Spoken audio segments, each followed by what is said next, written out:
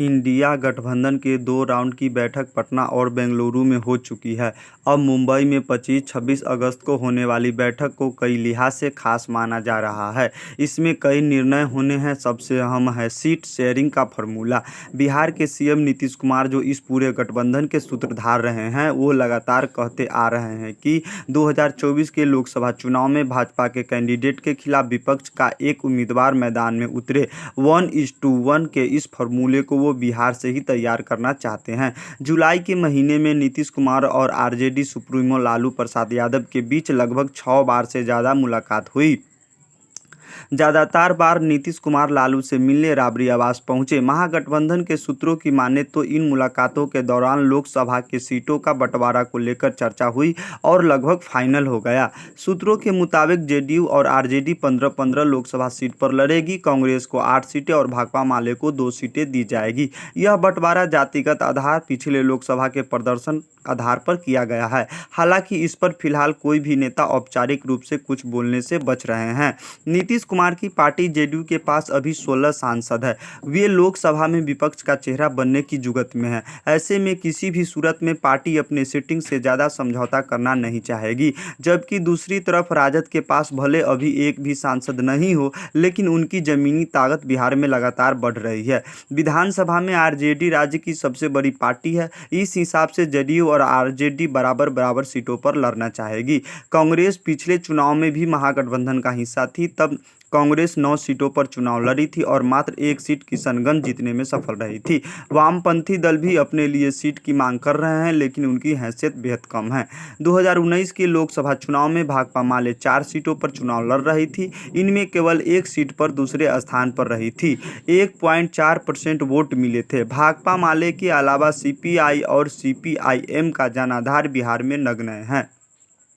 ऐसे में इस बार केवल भाकपा मामले के लोकसभा की 2-3 सीटें मिल सकती है। इसके लिए कांग्रेस के सीटें में 1-2 सीटें आगे पीछे हो सकती है। महागठबंधन में 4 बड़े राज्य हैं: यूपी, बिहार, बंगाल और महाराष्ट्र। चारों राज्यों में क्षेत्रीय पार्टी कांग्रेस पर भारी है। लगभग कमोबेश एक जैसी स्थिति है। पॉलिटिकल एक्सपर्ट कहते हैं कि इस फॉर्मूला के आधार पर कांग्रेस को स्पष्ट मैसेज है कि जिन राज्यों में क्षेत्रीय पार्टी का वर्चस्व है, वहां उन्हें सीटों का साथ समझौता करना होगा और छोटे भाई की भूमिका निभानी होगी। वरिष्ठ पत्रकार और अन्य लोग कहते हैं कि विपक्ष को बेहतर रिजल्ट लाना है तो जिनका प्रभाव जिस प्रदेश में ज़्यादा है, उस हिसाब से सीटों का बंटवारा करना पड़ेगा। अगर कांग्रेस हर प्रदेश में बिग बॉस बनते रहेगी तो इनका खेल बिगड़ेगा। कांग्रेस भी इस बात को समझती है कि सभी के साथ लेकर चलना है। जो पार्टियां जहां प्रभावी है उनकी हैसियत के हिसाब से सीटें दी जाए। इसी के आधार पर फार्मूला निकाला जाएगा। इंडिया गठबंधन में अभी बिहार, यूपी, महाराष्ट्र, पश्चिम बंगाल, तमिलनाडु, झारखंड, जम्मू कश्मीर, पंजाब, दिल्ली के लगभग 12 क्षत्रप शामिल है। इनके पास लोकसभा की 90 सीटें हैं। इसमें मुख्य रूप से बिहार के जेडीयू के पास 16 सीटें, झारखंड जेएमएम के पास 1 सीटें, महाराष्ट्र के शिवसेना उद्धव गुट के पास 18 और एनसीपी के पास 4 सीटें, पश्चिम बंगाल के टीएमसी के पास 23 सीटें, तमिलनाडु के डीएमके के पास 23 सीटें, जम्मू कश्मीर में नेशनल कॉन्फ्रेंस के पास 3 सीटें, पंजाब और दिल्ली में आप के पास 2 सीटें शामिल है।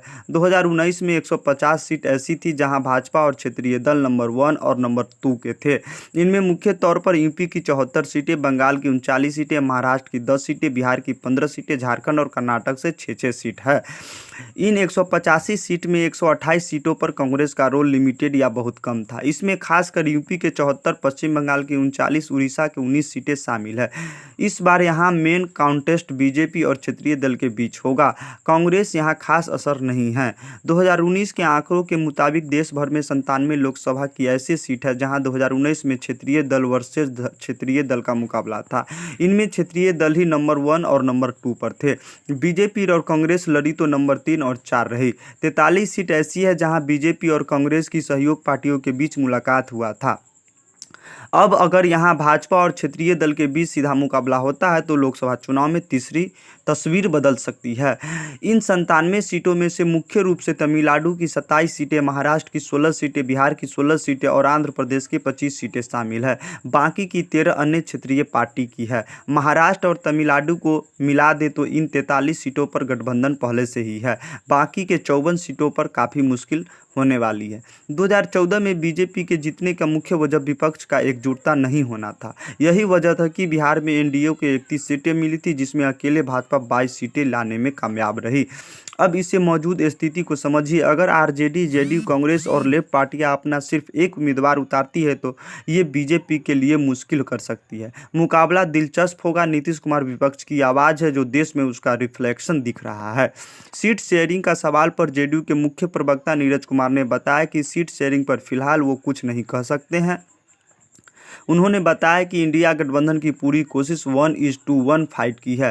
राज्य के अंदर अगर राजनीतिक अंत विरोधी है तो उसे कांग्रेस अध्यक्ष मल्लिकार्जुन खड़गे ने कहा है कि इसे समय रहते पाट दिया जाएगा।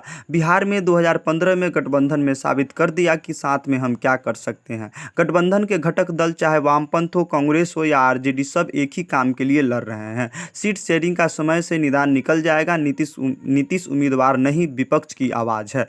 मुंबई की बैठक से पहले आरजेडी सुप्रीमो लालू प्रसाद यादव और कांग्रेस नेता राहुल गांधी की दिल्ली में मुलाकात हुई।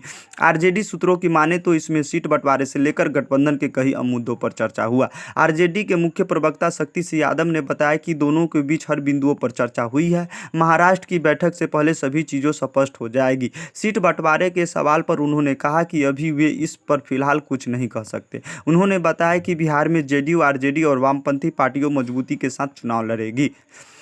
अभी जेडीयू के पास लोकसभा की ये सीटें उपलब्ध है। बांका, भागलपुर, गया, गोपालगंज, जहानाबाद, झाझरपुर, काटा, कटिहार, मधेपुरा, मुंगेर, नालंदा, पूर्णिया, सीतामढ़ी, सुपौल, सिवान, वाल्मीकि नगर। कांग्रेस के पास लोकसभा की एक सीट किशनगंज है। आप देख रहे हैं द मेन न्यूज़ इंडिया। अगर अभी तक हमारे channel the main news India को सब्सक्राइब नहीं किए हैं तो सब्सक्राइब कीजिए, लाइक कीजिए एवं शेयर कीजिए। जय हिंद, जय बिहार।